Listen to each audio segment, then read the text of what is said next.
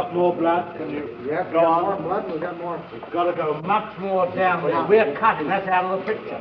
All that's out of the picture. Do you want to start from scratch? No, no. T-shirt, just go with this. Put another t-shirt Put another t-shirt. Put another t-shirt on. But you must go the lower part. We ought to get rid of those folds. Blood. Keep going. Along with his activities as a producer-director of theatrical films, Alfred Hitchcock is the host and impresario of a long-run television series. In addition to a monthly mystery magazine bearing his name, he also edits an expanding shelf of best-selling anthologies of suspense stories, published in half a dozen languages.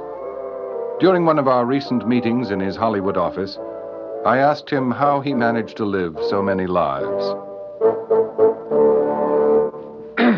With all these enterprises demanding attention, Mr. Hitchcock, how do you find time for such projects as the monograph you've just completed on the motion picture for the Encyclopedia Britannica?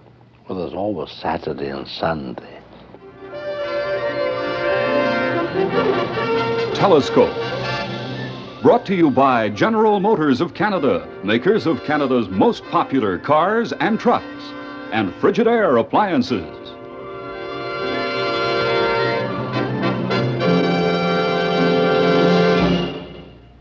Continuing our talk with Alfred Hitchcock tonight, we're going to find out why such labels as the Merchant of Menace, the Pied Piper of Peril, and the Panjandrum of Panic have been pinned on his conservative lapel. Also, it pleases us to promise you'll be hearing the Hitchcock theory about the theater in the year 3000. A startling revelation from the man whose successful manipulation of evil in the movies would seem to indicate that evil is the root of all money. Mr. Hitchcock, there's been a lot of comment over the years about the social impact of films on audiences, their influence for good or evil. Do you think that films have much real influence, or is it merely a momentary thing? I think in the main it's a momentary thing. I suppose if one stood outside any movie house, most of the faces are either giggling or smiling, even when they come out of a horror picture. You don't see them coming out pondering deeply. I think the immediate reaction to a film is quite different from a later reaction. I'm sure that there are certain things in films which affect fashions. You know, the famous occasion when Clark Gable left a T-shirt off or something, and the sales fell off enormous. It happened one night. That's that was, right, yeah. So you don't really feel that sociologists have much of a foundation for saying that films that record the criminal impulse or television shows that concentrate on crime have a lasting influence on the viewer? I would say it had an influence on sick minds, but not on healthy minds. It reminds me of when I made Psycho. A man was arrested in Los Angeles for murdering 3 women. And he is alleged to have said that he murdered the 3rd woman after seeing Psycho. So I was called by the newspapers for a comment. And my only question was, what film did he see before he murdered the 2nd woman? And perhaps before he murdered the 1st woman, maybe he'd just drunk a glass of milk. Fair enough. And the little boy came up to me once in the street, about a 7-year-old boy, and said, Mr. Hitchcock, in that murder scene in Psycho, what did you use for blood? Chicken blood? I said, no, chocolate sauce. Okay, and he went on his way. Well, see, the operative phrase was, what did you use for blood? He didn't believe it. And yet, even though audiences are increasingly familiar with the machinery of filmmaking, special effects, process photography, and so forth, they're still completely entranced by the finished film. Oh, I'm sure they are. I'm sure they are. Well, you often employ technical stunts in your films that audiences never notice. It's like in Marnie, you know. Marnie is This is the new film. New film, where the girl is a compulsive thief. But after every job she does, she always goes down to a farm in Maryland, and I suppose using some of the proceeds, goes riding on a horse. Loved to ride on a horse. In the open air, let her hair blow free, almost as though she were cleansing herself of the crime she's just committed. And though most of those riding sequences were shot on location, it was still necessary to use a rear projection screen on a soundstage to capture certain details of action and reaction. That's true. But let's turn now to the subject of actors. I imagine that you sometimes have problems when you're working with an important star in that he or she mustn't turn out to be the real villain of a story. Audiences don't like that sort of thing. They won't be the villain for their own sake of their own career. And very often, after all, the idol which you put up there must do no wrong. Yes. I was thinking of the ending of Suspicion. Yes, well, that was a complete mistake, you see, to make that story with Cary Grant. Unless you could have a cynical ending. Suspicion deals with the subject of a man whose wife thinks he's a murderer. Yes. And finally, even to the extent when he brings her up a glass of milk at the end of the picture, she knows he's going to murder her. Well, in our film, we had to make it that it was an innocuous glass of milk. In truth, the ending of the picture should be, yes, this is it, and this is the murder.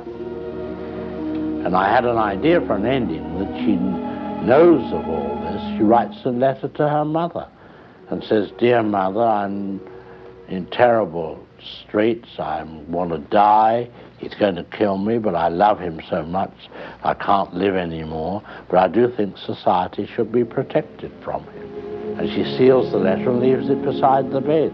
When he brings up the fatal glass of milk, she said, "Would you mind mailing that for me, dear?" She drinks the milk, literally commits suicide. And you fade out on her death. And you have one shot, a cheerful, whistling Cary Grant popping a letter into the mailbox. That's the way I wanted to end the picture. Well, speaking of endings, let's turn now to the subject of The Birds, one of your recent pictures with a somewhat controversial ending. Did you intend The Birds to be a fantasy? Well, I think most of the films I make are fantasies. They're not slices of life. They're all larger than life. North by Northwest was a nightmare. If I'd had my own way and was not considering the global audience, I would have jumped that man all over America, like a nightmare, from one dreadful experience to another. But I had to smooth it out for audiences. So that was a real fantasy. Sure, The Birds was a fantasy. But it had a tremendous air of reality to it, nevertheless. So do nightmares. What was it that appealed to you in the Daphne du Maurier short story on which the film was based? Oh, I think it was an example of an extremely unusual occurrence. I think the unusual nature of the occurrence appealed to me. And how did you go about casting a writer for the screenplay? I presume you cast writers to work with you as you would cast actors. I remember one writer I had in, I think he was an English writer, who said to me, "Well, I see this film done only in one way. You should never see a bird."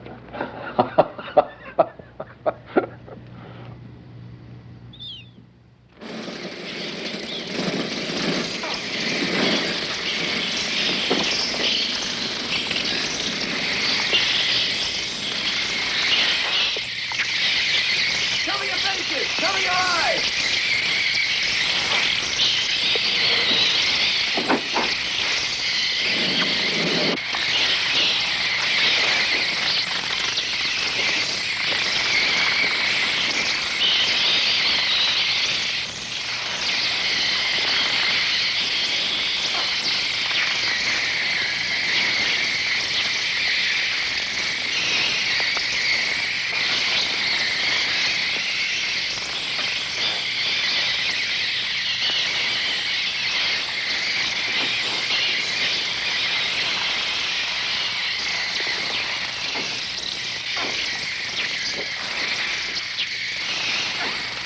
Once you had decided against the approach of never seeing a bird, at what point did you begin to consider the technical problems involved in putting the story on film? Never dared face them at the outset, otherwise the film would never have been made. We had to play it by ear. Well, at what stage did you finally have to turn your attention to technical considerations? Oh, at the beginning of the picture, but they were so involved that we were well on the way in the shooting that we had to face up to these enormous technical problems. In the film as a whole, there were about 28,000 birds used, 3,000 of them trained, 30 of them specials, and about 4 leading actors. Corvus was a very, very good actor, one of the Ravens. When he had to peck someone, he never missed a take. He was on cue every time. In fact, in some of the scenes where we had the crows chasing children down the schoolhouse street, they were superimposed on the original film. So they were shot against a plain background in the studio, from one perch to another across the screen. And they got so used to the commands that they were anticipating them. When the cameraman said roll them, they flew before they should have done. So they had to end up by not giving any verbal commands at all. They were very smart.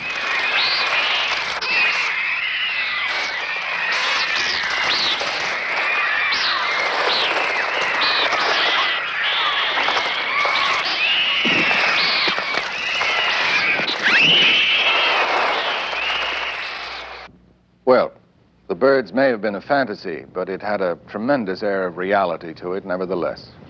Well, don't you see, a nightmare is very vivid. And I've always taken great care to be accurate in all detail, no matter how fantastic the situation might be. Now, people have said to me, and this is where the accuracy bothers me, people say to me, Mr. Hitchcock, why don't you make more costume pictures? I say for a very simple reason. Nobody in a costume picture ever goes to the toilet. Now that means that there's not possible to get any detail into it, just as much as people say, why don't you make a Western? And my answer is, well, I don't know how much a loaf of bread costs in a Western. I've never seen anybody buying chaps in a Western, or being measured, or buying a 10-gallon hat. And this is sometimes where the drama comes from for me. A moment of melodrama happening suddenly in a commonplace setting. And that is the most important moment, when the man is buying a hat in the store in Bond Street, when the gun is thrust into his ribs. You see, it's the juxtaposition of the norm, of the accurate average, against the fantasy. And it is fantasy. The ordinary and the extraordinary. Yes, of course. Side by each. Well, that's the point. That's what makes the thing interesting. But tell us, Mr. Hitchcock, how do you envision the theater of the future? I see the possibility, maybe in the year 3000 or something, that people go to be entertained, if entertainment is still needed then, and they go into a big darkened auditorium, and they are mass hypnotized. And instead of identifying themselves with somebody on the screen, they are that person. And when they buy their ticket, they choose which character they want to be. And under hypnotism, mass hypnotism, they go through the story, and it's injected into them by some kind of telepathy, and they suffer the agonies and so forth, or enjoy the romance with a woman or something, and then the lights go up and it's all over. would be... Maybe it's Hitchcock's new conception of how to dispense with actors. Or because what have I said once on one occasion? Walt Disney has the right answer where actors are concerned. If he doesn't like them, he tears them up. Well, supposing mass hypnotism did come as a logical or illogical progression in entertainment, would you be interested in it as a director? Yes, you'd have to have a director. You'd have to have a writer, because you'd have to write the story. The director would, I suppose, be the hypnotist, because it would be his manner of directing the minds of these somnolent people into the right direction and approach. The whole idea is very ephemeral and very hard to... I'm not so sure about that. I have a very strong feeling that that's the kind of thing you're doing today. I suppose it is, in a way. Yes, it is.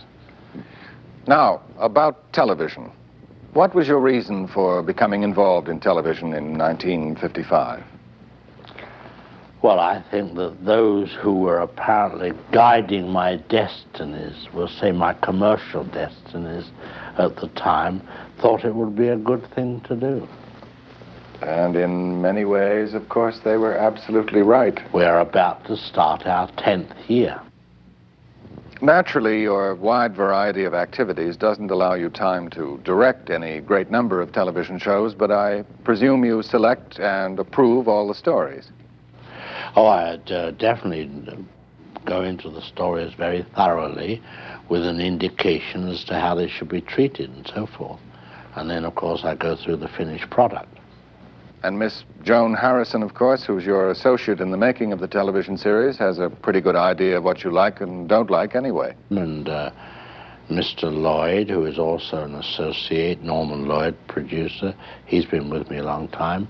And shall we say, they know what I'm talking about.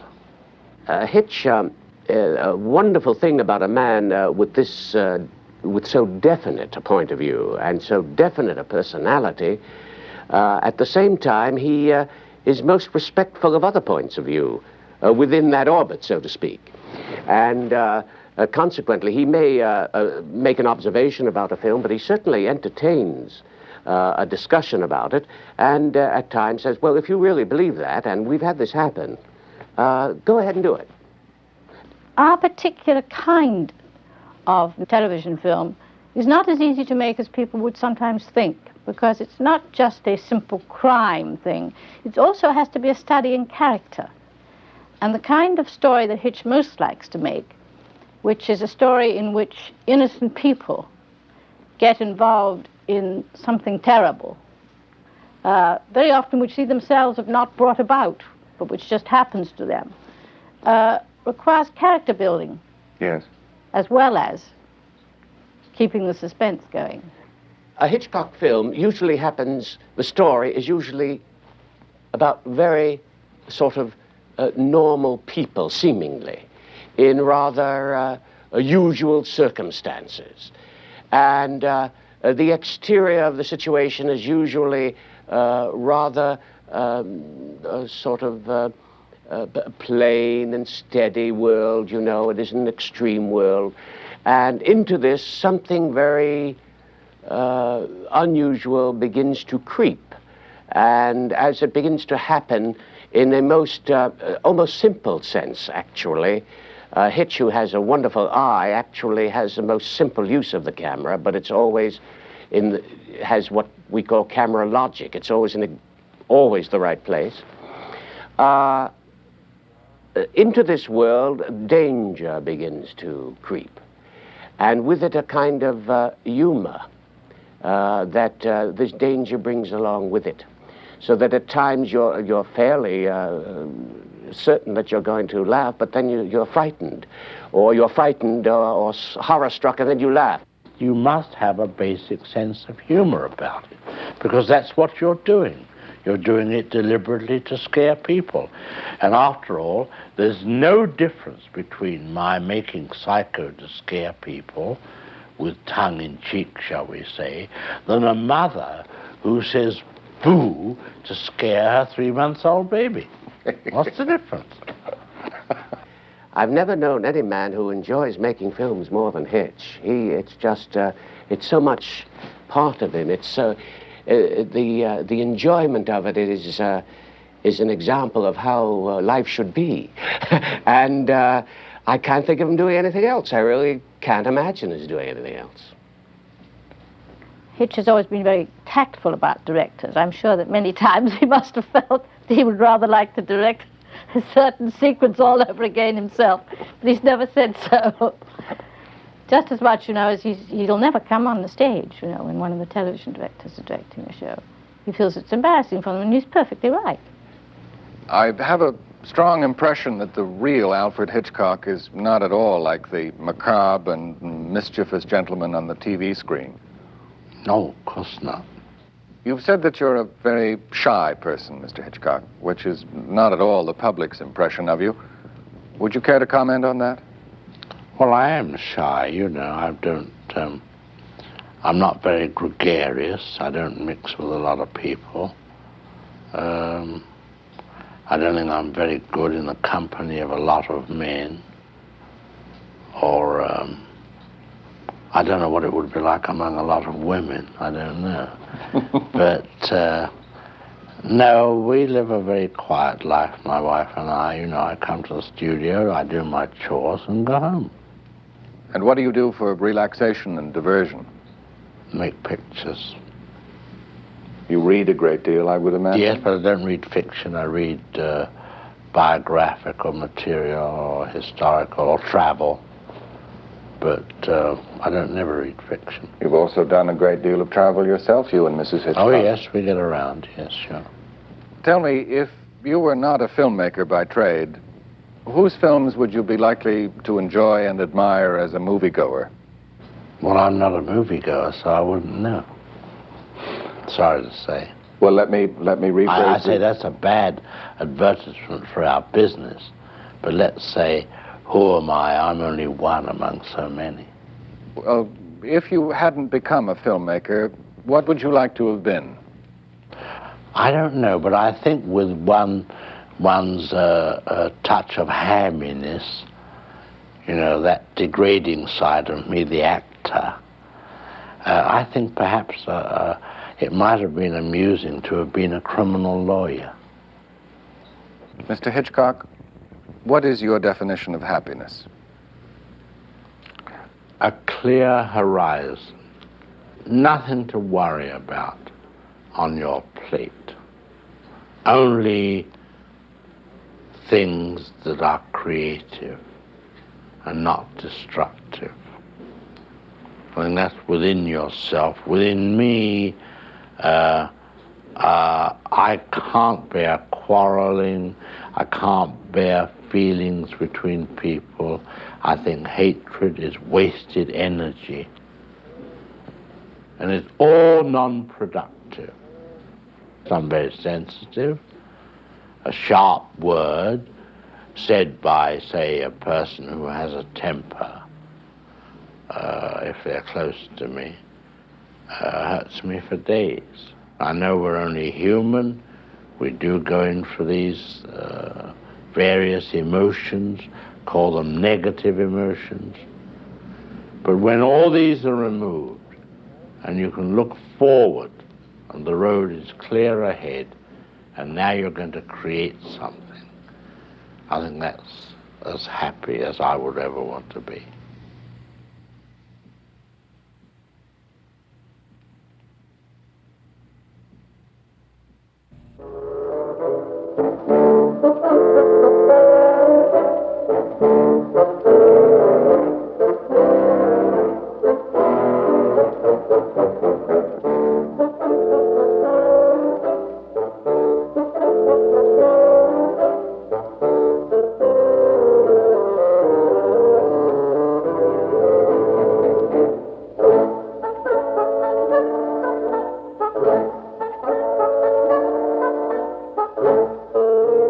Telescope has been brought to you by General Motors of Canada, makers of Canada's most popular cars and trucks, and Frigidaire appliances.